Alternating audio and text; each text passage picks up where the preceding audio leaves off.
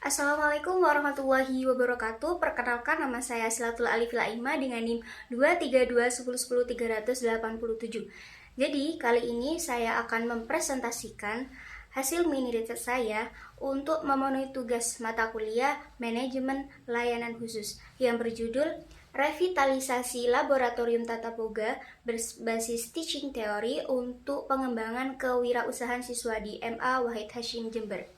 Sebelum saya membahas hasil penelitian saya, simak beberapa problem atau penjelasan berikut ini. Menurut data Badan Pusat Statistika Nasional tahun 2025 terkait angka pengangguran menyatakan sesuai golongan usia 15 sampai 24 tahun mencapai 16,16%, sedangkan 25 sampai 59 tahun mencapai 3,04%, sedangkan golongan usia 60 tahun mencapai 1,67%. Dari data tersebut menunjukkan golongan usia 15 sampai 24 tahun yang merupakan usia produktif memiliki persentase terbesar.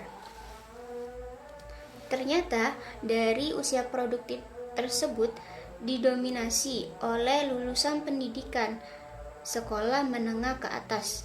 Menurut data Badan Pusat Statistika Nasional tahun 2025 mencatat SMK dan SMA itu memiliki persentase 6-8%.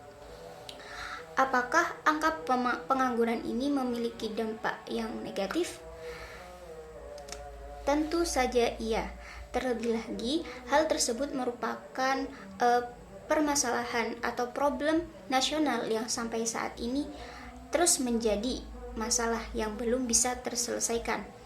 Sesuai dengan berita dari CNBC Indonesia bulan Oktober 2024 terkait jutaan Gen Z nganggur yang bakal menjadi beban ekonomi RI. Nah, itu selaras dengan adanya berita juga dari kabar bursa yang menyatakan lonjakan pengangguran muda ancam ekonomi RI.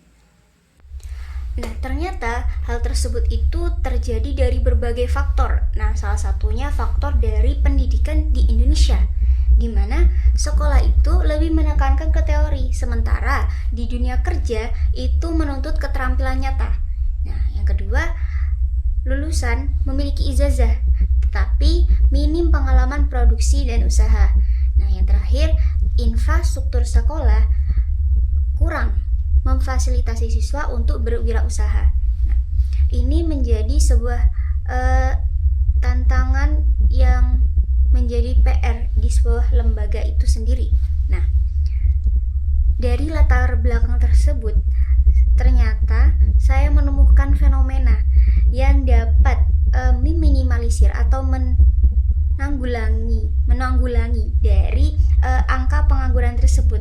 Di MA Wahid Hasyim itu memiliki program kejuruan yaitu kejuruan wirausaha, multimedia, TKR dan TKJ.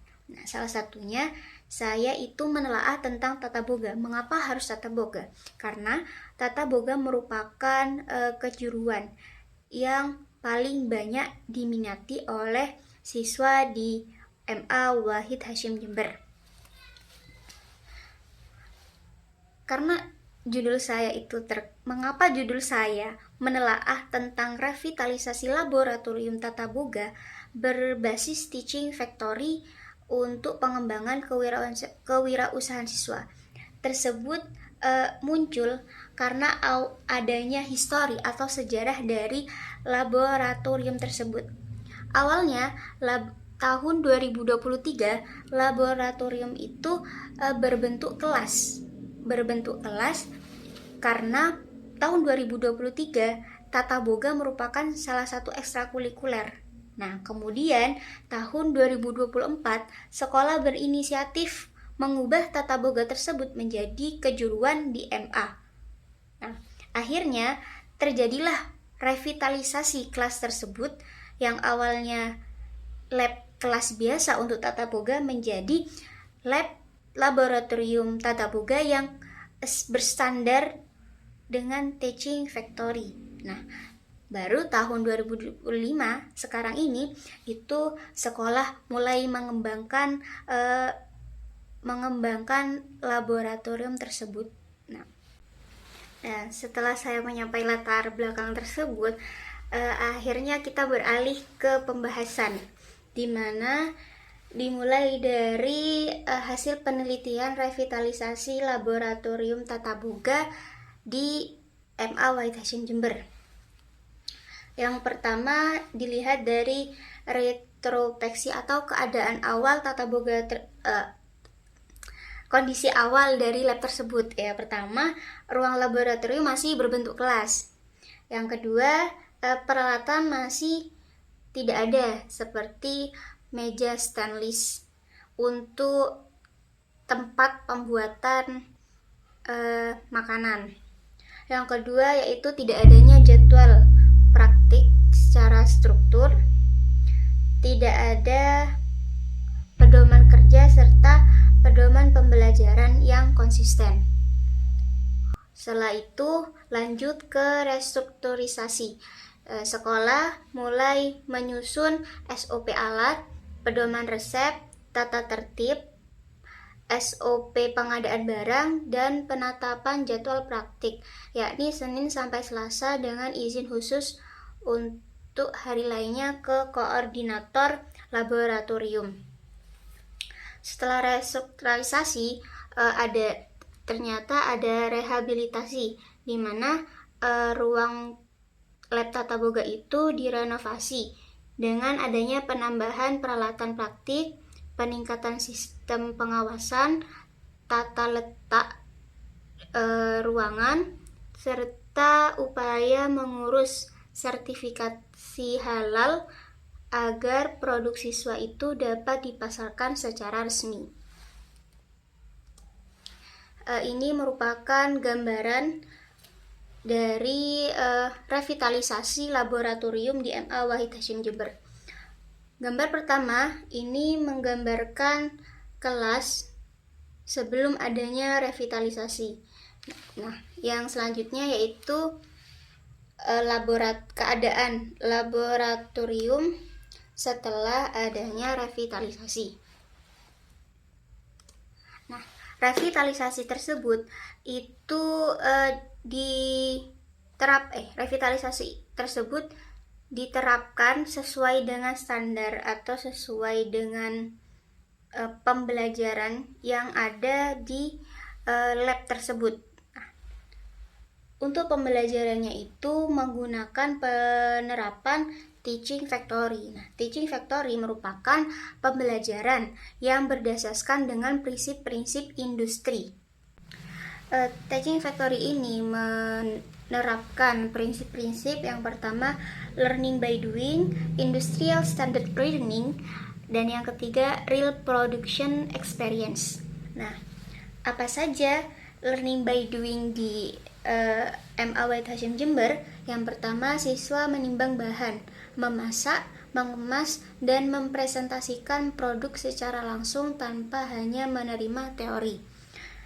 Nah, kemudian di industrial standard learning yaitu penggunaan SOP alat, pedoman resep baku, aturan kebersihan dan keamanan seperti mematikan aliran gas dan listrik setiap selesai penggunaan.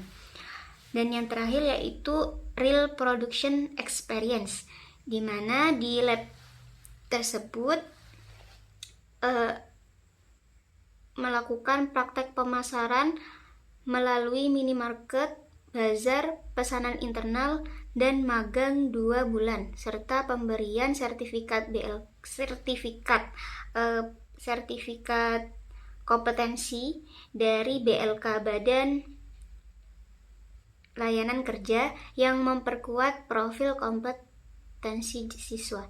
Jadi, revitalisasi yang saya bahas sebelumnya itu disesuaikan dengan prinsip-prinsip learning by doing dari 3 prinsip Teaching Factory ini. Dari deskripsi revitalisasi laboratorium yang berstandarkan prinsip-prinsip teaching factor yang sudah saya jelaskan tadi, apakah ada pengaruhnya terhadap kewirausahaan siswa? Nah, saya analisis dari 4 indikator.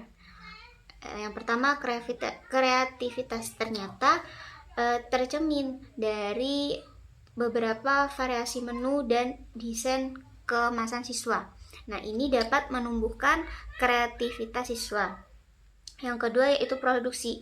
Nah, di lab tata boga tersebut itu kan sudah menggunakan SOP dan adanya pedoman resep serta standar kualitas secara tertulis. Nah, itu nanti dapat pengaruh terhadap produksi atau produk dari tata boga tersebut. Yang pasti yang berstandar, yang berkualitas tinggi, yang sama dengan standar industri pada umumnya. Yang ketiga yaitu dari segi pemasaran.